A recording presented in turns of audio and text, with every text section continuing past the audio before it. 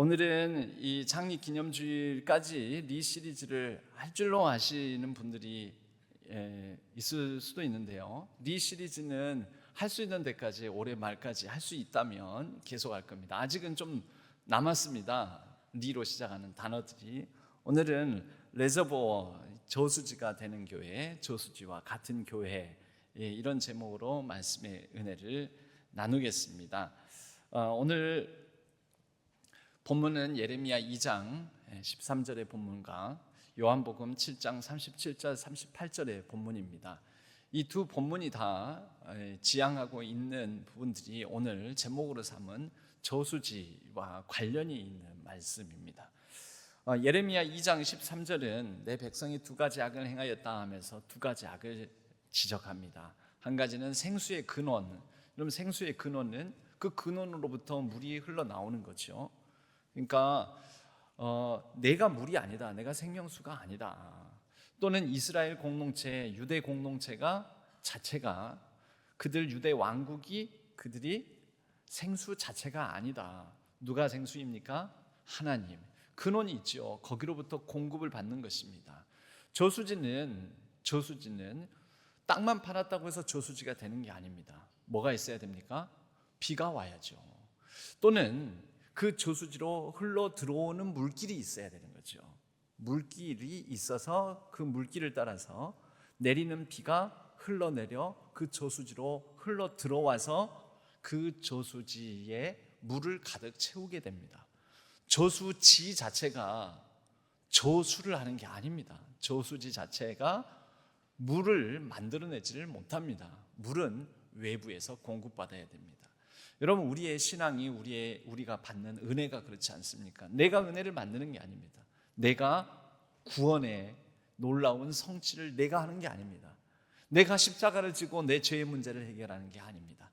하나님께서 하신 일이고 예수 그리스도를 통해서 십자가에서 행하신 그 일로 말미암아 내가 그 구원의 생명수를 공급받는 것입니다. 이 한 가지를 잃어버린 악이 있고, 두 번째로는 스스로 웅덩이를 팠는데 그 스스로 판 웅덩이는 물을 가두지 못한다. 이렇게 두 번째 악을 말씀을 합니다. 스스로 웅덩이를 팠다는 게 무슨 뜻입니까? 그들이 의지했던 것이 있습니다. 첫째는 생수의 근원되는 하나님께서는 그래서 그 시대에 그 당대에 어떻게 사는 것이 하나님 뜻에 합당한 것인지 끊임없이 예언자들을 통해서 말씀하셨습니다. 이스라엘 공동체를 어떻게 이루어라, 서로가 어떤 관계를 맺고 살아라, 유다 왕국이 살 길은 이것이다. 예언자들을 통해서 때로는 근엄하게 꾸짖기도 하시고 심판을 예고하기도 하시면서 여러 차례에 걸쳐서 말씀을 하십니다. 그런데 그것을 외면합니다. 듣지 않습니다. 따르지 않습니다. 하나님께서 원하시는 뜻이 무엇인지 그 받은 말씀을 가지고 생각하지 않습니다. 하나님께 묻지 않습니다. 그것이 생수의 근원을 버린 것, 생수의 근원을 잃어버린 것입니다. 공급을 받지 못하니 저수지에 물이 찰 리가 없죠. 물이 없으니 그들은 그들 나름대로 자신들의 힘으로 삼을 만한 것들을 찾습니다. 당시 유대 왕국 말기 상황에서는 여러 열강들이, 강대국들이 흥망성쇠를 하면서 대립합니다. 주변 나라 큰 두 세력이 있었는데, 하나는 바로 중동 지역의 강자 바벨론 세력이 있었고, 그리고 아프리카 북부 이집트에 있는 애굽 세력이 있었습니다. 이 두 강자들 틈에 끼어서 어디에 줄을 대면, 어디에 우리가 빨대를 꽂으면 우리가 생명수를 공급받고 살 수 있을까 하고 헛되이 헛물 켜면서 친바벨론파, 친애굽파 이렇게 나누어져서 그들은 어떻게 하면 왕위를 이어받고 어떻게 하면 권자를 계속해서 이어갈까, 내가 누리고 있는 이 지위와 권력을 계속해서 계승해 나갈까, 이 생각만 하고 있었다라는 거죠. 하나님이 말씀하십니다. 그것은 물을 가두지 못할 터진 웅덩이다. 예전에 고대 이 이스라엘 지역에서는, 그곳은 지금도 비가 많이 내리지 않아요. 1년 강수량이 얼마 되지 않습니다.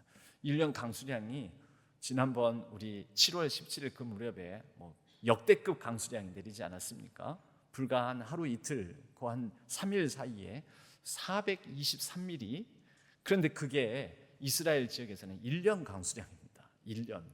그러니까 물이 귀하죠. 물이 귀하기 때문에 그들은 큰 물탱크, 큰 물 저장 탱크를 파놓습니다.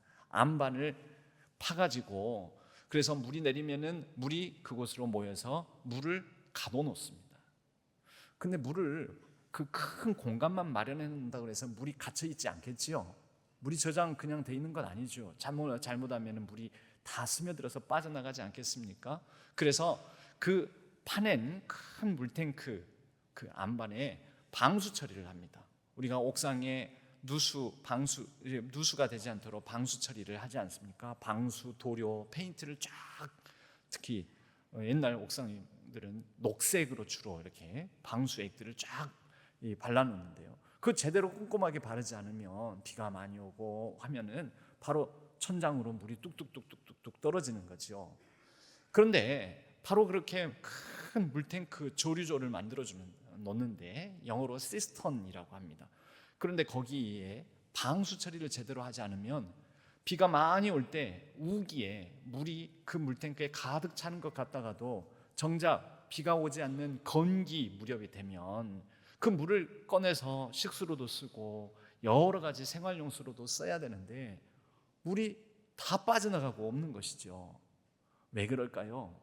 방수 처리를 아예 하지 않아서 그런 게 아닙니다. 방수 처리를 하긴 했는데 대충 한 것입니다.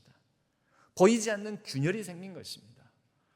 일교차가 큽니다. 일교차가 크니까 땅도 기온이 높으면 늘어났다가 기온이 낮으면 줄어들었다가 하죠. 이완 수축을 하면서 땅과 땅 사이가 서로 이격이 일어나고 미세한 균열, 미세한 물이 새는 틈이 만들어집니다.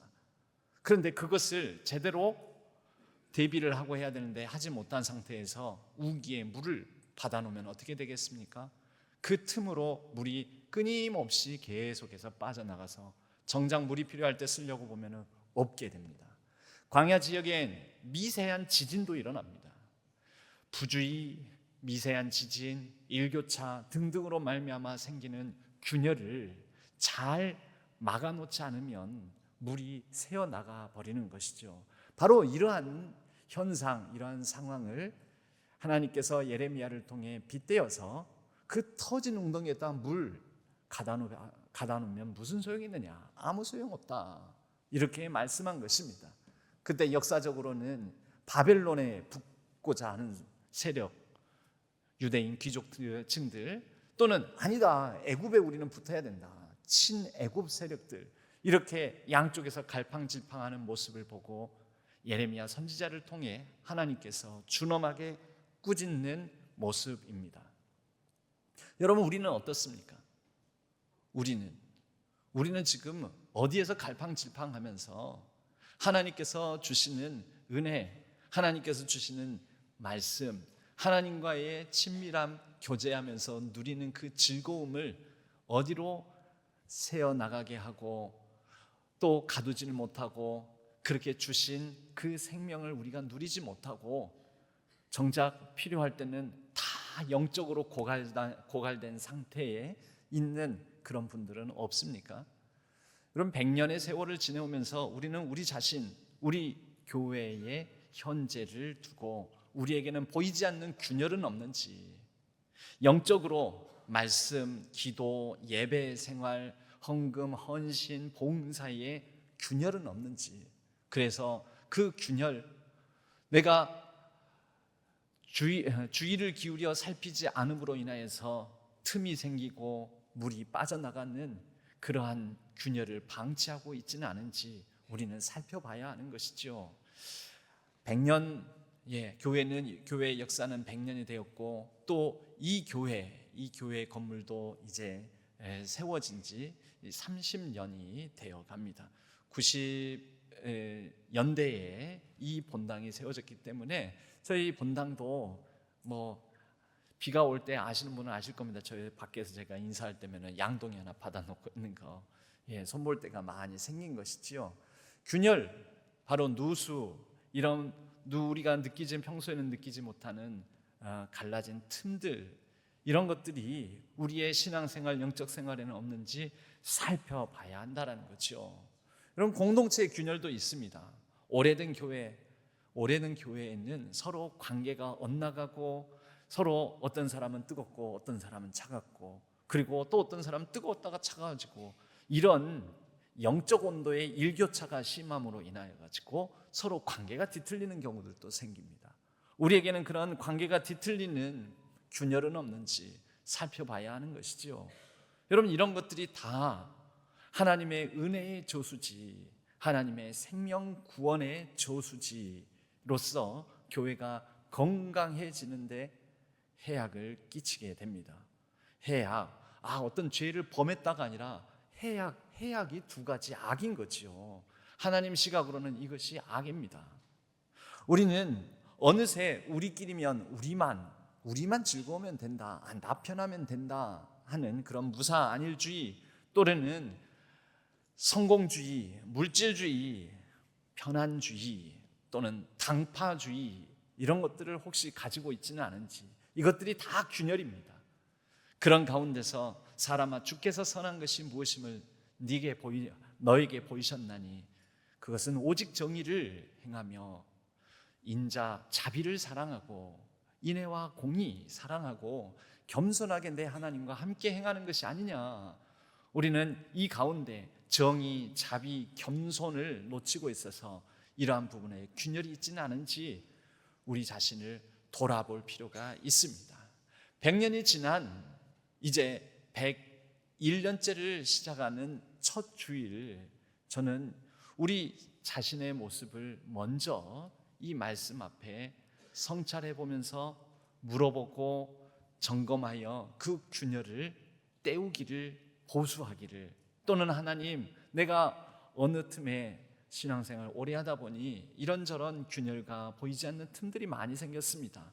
내가 아는 틈들은 어떻게든지 메꿔보고 맞겠지만 내가 인지하지 못하고 잘 알지 못하는, 그래서 하나님의 생명의 은혜를 다 쏟아버리고 있는 그 틈들은 하나님 도와주십시오. 하나님께서 보수해 주십시오. 하나님께서, 제가 교회를 보면서도 그렇죠. 제가 어떻게 신앙교를 다 파악했겠습니까? 불과 100년 중에서 20분의 1, 5년 지냈을 뿐인데요. 하나님 도와주십시오. 이 균열, 이 틈들을 메울 수 있도록 은혜를 허락해 주옵소서. 우리는 이렇게 기도해야 합니다. 두 번째 본문은 요한복음 7장 37절 38절입니다. 목마르거든 내게로 오라, 내게 와서 마시라. 이 요한복음 7장의 본문의 배경은 바로 이 초막절입니다. 초막절 마지막 날, 이 대명절이죠. 유대인들이 지키는 초막절의 마지막 날에는 유대인들의 풍습 관습이 있었습니다. 실로암 연못에 물을 기르다가 성전의 제단에 붓는 행위를 했습니다. 이것은 무슨 뜻입니까? 실로암 못, 흔히 그 실로암이라는 찬양도 있지 않습니까? 어두운 밤에, 캄캄한 밤에 새벽을 찾아 떠난다. 군대에서는 막 이런 춤도 춥니다. 그런데 이 실로암 연못이 바로 외부에서 물을 끌어와야 되는데, 이 예루살렘 성 포위를 하게 될 경우에는 이 물을 공급받는 이 수원지에 해당됩니다. 히스기야 터널로 이렇게 해가지고 실로암 연못을 두고, 실로암 연못에서 병자가 꼭 치료를 받는 공간이 아니라 그곳에서 이 실로암 연못을 통하여서 만약에 적들에 의해서 성이 포위가 됐다 하더라도 그 실로암 연못이 있어서, 이 실로암 연못에 어디서 물을 공급받는지 적들은 모르는 거죠. 히스기야 터널이라고 사람 1명 정도 겨우 지나갈 수 있는 그 수로 터널을 통하여 이 실로암 연못에 물을 공급받습니다. 그 실로암 연못에 물을 기르다가 성전에 붓는 것은 뭐냐면, 하나님께서 우리를 살려주십니다. 하나님께서 지켜주십니다. 하나님께서 우리의 생명의 공급자 되십니다. 하나님의 은혜로 여기까지 왔습니다. 초막절은 바로 광야 생활을 지나오면서 광야 생활 가운데 지켜주신 하나님에 대한 감사, 광야 생활을 지나서 이제는 추수하여 우리가 이렇게 많은 곡식을 거두어 쌓아놓을 수 있는 은혜를 주심에 감사, 그런 의미를 담아 상징적인 행위로 실로암 물을 길어다가 성전 제단에 이렇게 끼얹는 것입니다.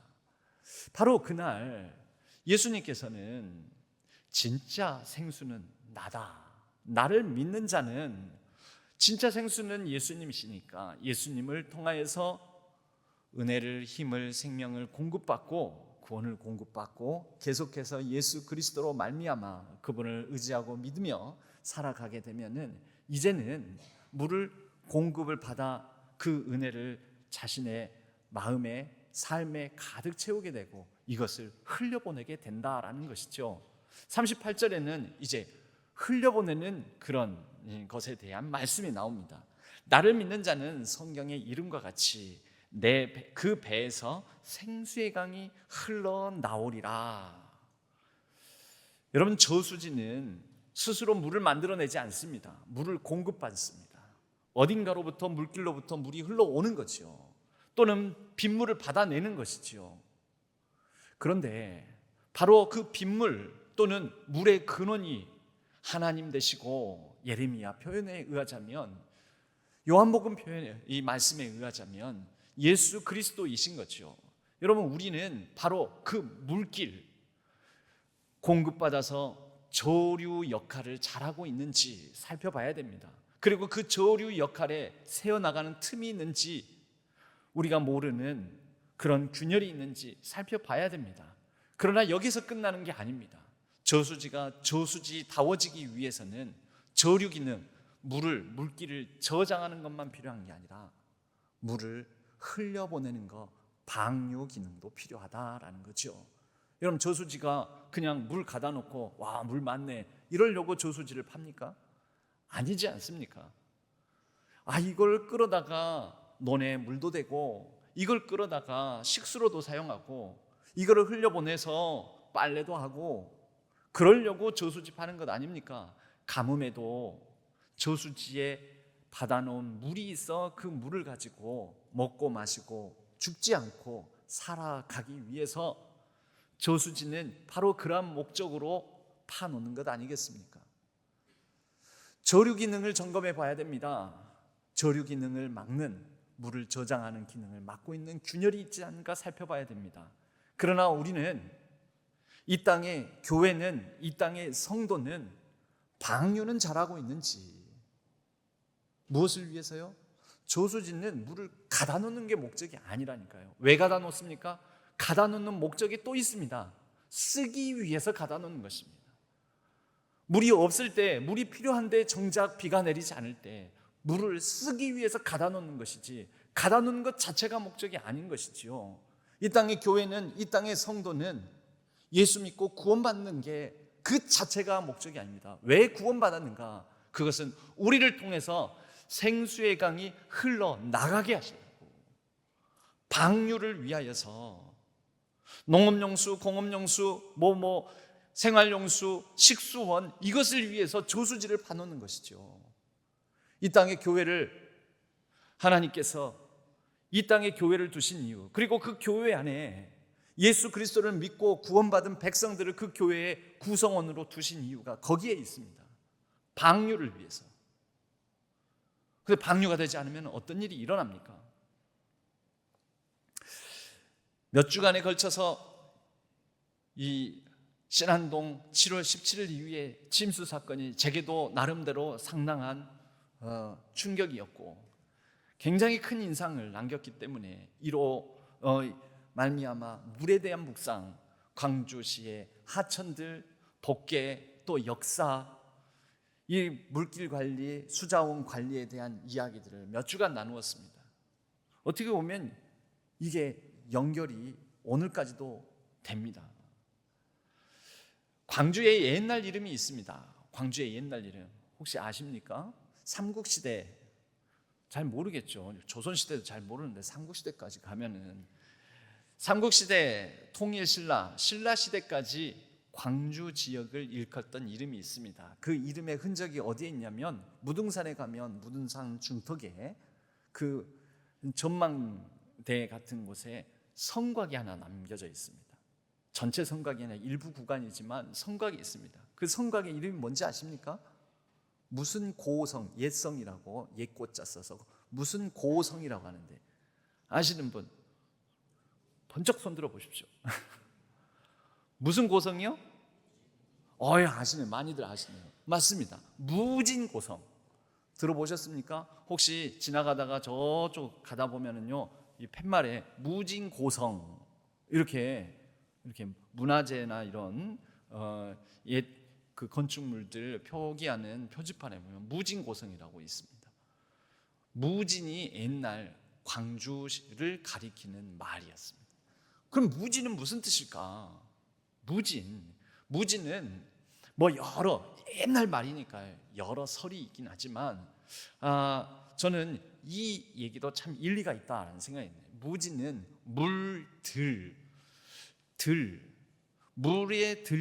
물들이 많은 들이라, 습지를 가리키는 무들이라는 그런 순 우리말 표현이 이두문자 한자를 빌려다가 이렇게 우리말을 표기했던 옛날 고어 방식이 있는데, 이두문자화로 하면서 무진이라는 한문을 쓰게 되었다라는 거죠. 무슨 말이냐? 광주는 무등산을 비롯해서 여러 산들로 빙 둘러져 있으니까 이곳에는 그 산에서 흘러내려오는 여러 물길들이 들판에 이곳저곳에 막 물길들이 나 있었다라는 거죠. 여러분, 원래 복개되기 전에 공식적으로 나름대로 그래도 규모가 있는 하천으로 15개를 삼습니다. 광주천 말고 광주천에 또 지류 하천들을 15개까지 삼는다라는 거죠. 그런데 지금은 15개의 하천들 중에서 광주천, 우리가 늘 보는 그 광주천 빼고 14개가 다 복개돼 버렸습니다. 눈에 보이지 않는다고 해서 없어진 게 아니죠.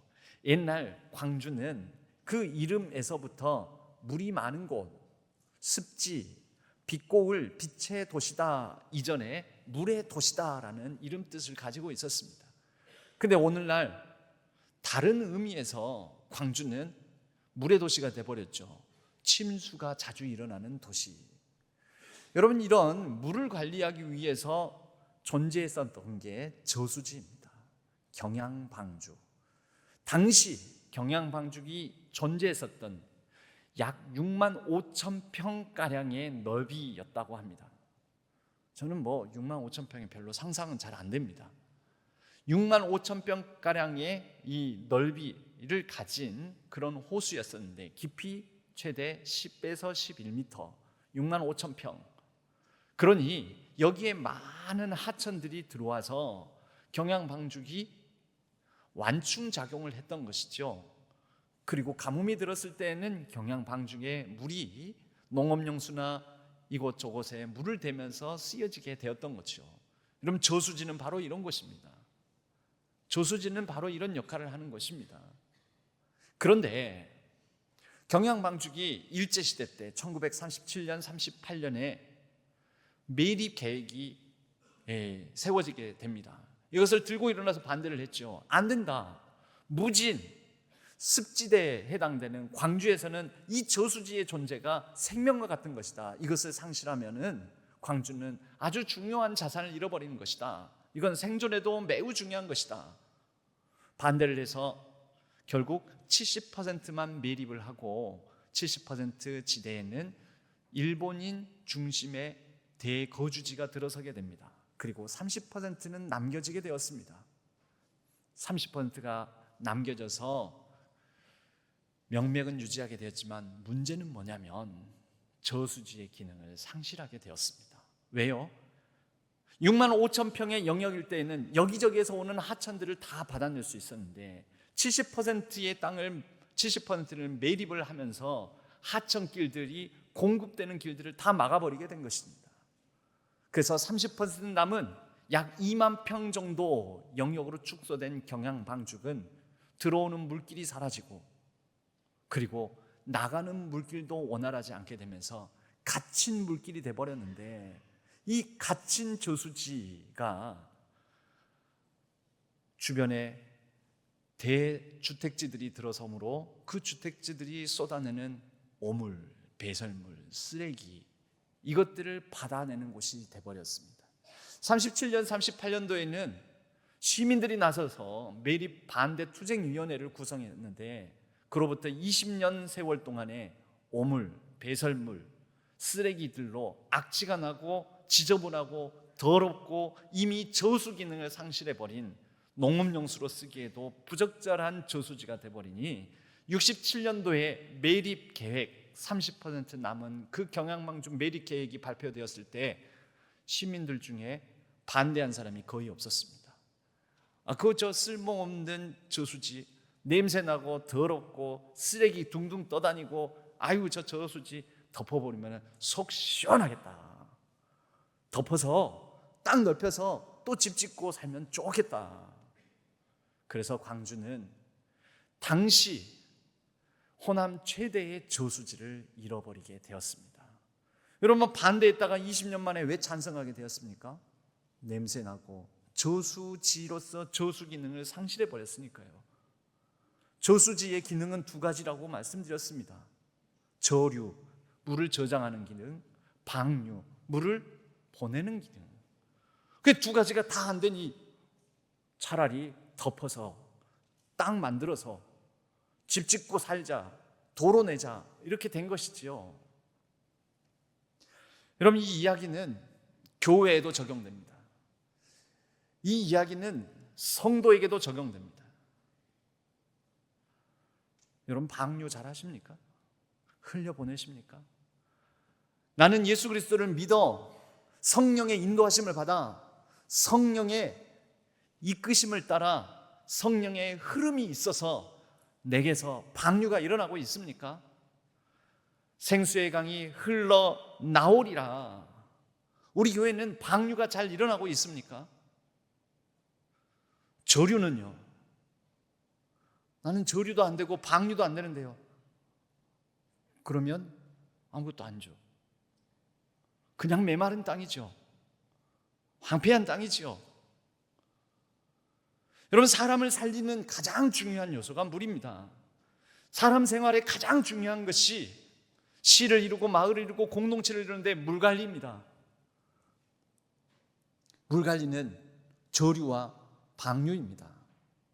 둘 다 흐름입니다. 오늘 이 본문의 말씀은 우리에게 바로 이 흐름을 말씀하는 겁니다. 일전에도 이미 말씀을 설교를 나누었던 리플로우라는 제목으로 키워드로 말씀을 나눴던 오직 정의를 물같이 공의를 마르지 않는 강같이 흐르게 할지어다. 무엇을 말씀하고 있습니까? 방류를 말하고 있는 거죠. 흘려보내라. 흘러라. 이번에 침수 피해를 통해서 저도 광주시에 대해서 공부를 좀 합니다. 연구를 합니다. 그래서 제가 리포트를 그냥 제 나름대로 그 설교 3, 4주 동안 했던 설교의 자료가 바로 그 연구한 그것을 바탕으로 제가 설교를 한 것입니다. 그런데 그것을 거기에 우리 설교 내용식으로 말고 또 다른 리포트 형식으로 두 개를 만들었습니다. 두 개. 신안동의 침수 피해 원인은 무엇일까? 이게 제목입니다. 신안동의 희망 찾기, 부재. 두 번째는 신안동의 눈물, 신안동의 상실, 경양방주가 태봉산 이야기. 이게 두 번째. 다 여러분과 더불어서 설교 중에 나누었던 것이죠.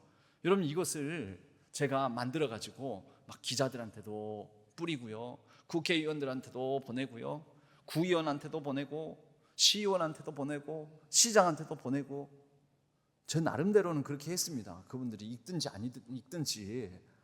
그런데 그래서 그랬는지 어땠는지 모르지만 요즘 이 광주시의 물관리에 대한 논의가 좀 일어나고 있습니다. 연기가 나다 보면 불이 나는 경우도 생기겠죠. 언젠가는. 연기도 없으면 불이 나겠습니까? 최근에 8월 15일자 기사를 보았습니다. 지난주 기사입니다. 그 기사의 제목이 이렇게 되어 있습니다.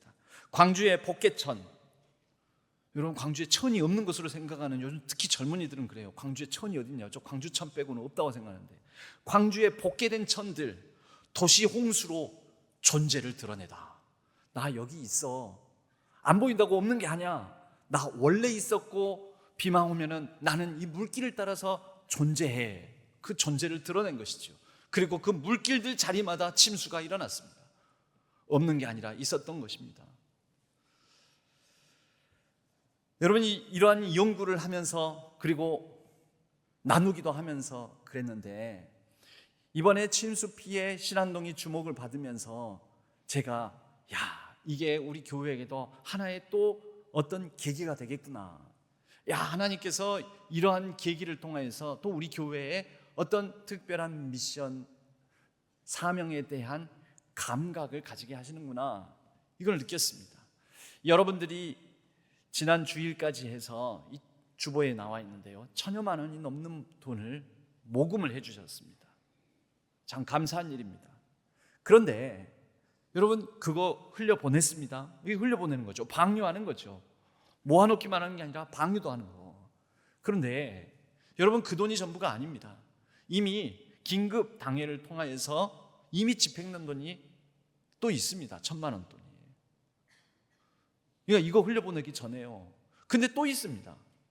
저희가 긴급 당회를 열어서 그걸 집행을 하려고 하고 있는데, 기아대책이라는 기관에서 신안동 뉴스에 보니까 신안교회에 피해가 있을 것 같은데 어떠십니까? 우리 피해 그렇게 크지는 않습니다. 다만 주민들이나 교인들 중에 좀 피해가 있습니다. 그랬더니 기아대책에서 신안교회가 지역 주민들 돕는데 우리들이 보태겠습니다 하더니 1,000만 원 넘는 돈을 이렇게 보내주셨어요. 우리 보고 흘려보내라고요. 그런데 내일 모레면은 하나은행에서 또 구호 물자를 10만 원 박스를 50박스를 보낸답니다. 사실은 제일 처음에 국회의원 사무실, 정준호 의원 사무실에 이거를 보내겠습니다 했더니 정준호 의원 사무실에서 신안교회 보내면 신안교회가 잘 흘려보낼 것 같습니다. 신안교회로 갖다 주십시오. 그랬다는 거예요. 그래서 내일 모레면 저희 신안교회 50박스, 10만 원 상당의 50박스니까 500만 원으로 치죠. 과학과 신학의 대화라는 우종학 교수님이라는 분이 와서 특강을 하신 적이 있습니다. 그 과학과 신학의 대화라는 것은 뉴스를 보고 신안교회가 보이던데요, 연락이 왔습니다. 그리고는 그 지역민들 피해를 돕는데 우리도 모금을 하겠습니다 하더니 그 과신대 회원들한테 십시일반으로 걷어가지고 일주일 만에 224만 원을 보냈습니다. 와, 돈 많이 벌었죠. 많이 번 게 아니라 비가 많이 내리면 모아가지고 어떻게 해야 돼요? 방류를 해야 되죠. 많이 흘려보냈습니다. 요번에. 제가 그래서 이번에 이런 깨달음이 오는 것입니다. 우리 힘으로만 우리가 흘려보내는 게 아니구나. 이게 저수지구나. 때로는 누군가를 살리는 우리끼리 우리만 모여서 우리가 만들어내는 것이 아니죠. 흘러온 것을 흘려보내는 기능을 잘하면 잘하는 데다 맡기는 것입니다. 여러분, 하나님도 그러시지 않겠습니까? 내가 은혜를 베푸느니 그 은혜를 가지고 더 훨씬 값지게, 멋지게, 복되게 흘려보내는구나. 너 참 방류도 잘하는구나. 그러면 더 부어주시지 않겠습니까? 작은 일에 충성하는 자에게 하나님께서 더 큰 일도 맡기신다고 하셨습니다. 우리 신앙교회가 앞으로 지향해야 될 그림이 바로 이런 그림입니다. 저수지 교회, 조류 기능도 잘하고 방류 기능도 잘하는 교회, 물을 잘 모아놓기도 하고 그 모아놓은 물을 필요할 때 요긴하게 잘 흘려보내기도 하는 교회. 여러분, 성도들이 품어야 될 꿈이, 성도가 품어야 될 비전이 그런 것입니다. 하나님, 내가 하나님의 은혜를 풍성하게 받고 누리게 해 주옵소서. 그런데 이 은혜를 풍성하게 나누게 해 주옵소서. 조류만 하고 방류를 안 한 사람은 어떻게 될까요? 나중에는 메워져 버립니다. 경양방죽이 20년 만에 저건 메워버렸으면 좋겠어, 사라졌으면 좋겠어 하듯이 사람들의 인식 가운데서 메워져서 잊혀져 버리고 사라지게 되는 것입니다. 지금 가다 놓고 저장만 하고 있는 분들이 있습니까? 방류도 좀 하십시오. 흘려보내십시오. 그래야 존재 의미가 있는 거지요. 왜 존재해요? 나 혼자 먹고 잘 살려고요? 교회가 왜 존재해요? 우리 교회만 잘 먹고 잘 살려고요? 우리 교회만 더 큰 건물 짓고 더 많은 성도들 모아서 뭐하게 해요? 더 많이 흘려보내라고 하나님께서 많은 성도님들을 불러 모으는 것 아닙니까? 물론 제가 고민을 했습니다. 성도님들도 요즘 민생지원금까지 이렇게 국가가 나눠주는 이런 시점에 성도님들한테 얼마씩이라도 또 모금을 해달라고 이렇게 말하는 거 이게 맞나 틀리나. 근데 다시 제가 마음을 돌려먹었습니다. 여러분, 오히려 외부에서도 신앙교회는 괜찮아요, 그러면 신앙교회 주변에 나눠주세요 하고 그렇게 하는데, 여러분, 저는 앞으로도 그래서 이 표현을 잘 들으십시오. 또 은혜가 안 되게 들으시면은, 또 왜곡돼서 들으시면은 안 돼요. 목사가 어떻게 저렇게 말하냐고 그러시면 안 돼요. 저는 앞으로도 여러분들의 주머니에 관심이 많습니다. 저는 앞으로도 여러분들에게 합당한 명분을 들어서 여러분들이 방류할 수 있는 그런 기회를 드리고자 합니다. 좋은 일에 좋은 말 할 때 방류를 잘 하시는 분들 되셨으면 좋겠습니다. 여러분, 바로 그 사람이 저수지입니다. 그 사람 때문에 살아납니다. 그 교회 때문에 살아나는 것입니다. 조류도 잘하고 방류도 잘하고, 그렇게 때를 따라 그때그때에 맞춰서 적절하게 이러한 하나님께서 주시는 은혜를, 하나님께서 주신 복을 누리고 나누고 받아서 저장하고 또 방류도 하고, 그러면서 하나님 나라의 복된 거룩한 흐름을 만들어가는 저와 여러분, 우리 신앙교회가 되기를 주님의 이름으로 간절히 축원합니다. 그래서 우리 신앙교회가 저거 매립해버렸으면 좋겠어, 사라져버렸으면 좋겠어, 저거 있으나 마나 쓸모없어가 아니라 저거는 무조건 지켜야 돼. 우리 교회가 떠난다 하면 투쟁 반대, 신앙교회는 떠나지 말아라. 신앙교회가 있어야 우리가 산다. 신앙교회가 저수지 같은 저 교회가 있어야 우리가 먹고 산다. 그런 교회가 되기를, 그런 교회에 대한 꿈과 비전을 우리가 앞으로의 이제 새로운 1년, 2년, 3년, 50년, 100년을 향해서 나가면서 그러한 비전과 꿈을 품고 달려나가는 저와 여러분 되기를 주님의 이름으로 간절히 축원합니다.